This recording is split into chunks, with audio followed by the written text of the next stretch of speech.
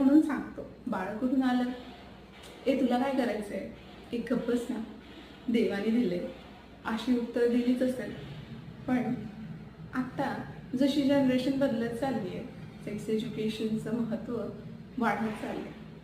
मला सगळ्यांनाच माहिती आहे की जर त्या टाईमला तुम्हाला पाळीबद्दल माहिती असली तर कदाचित तो इमोशनल धक्का बसला नसता, किंवा कदाचित माहिती असतं तर तुमची सिस्टर जेव्हा सफर करत होते तुम्ही हेल्प करू शकला असता.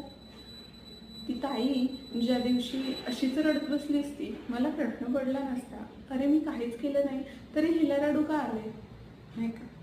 म्हणून आज बोलले, आजकाल शाळेतही सेक्स एज्युकेशन हा एक सेपरेट टॉपिक असतो, नाही का.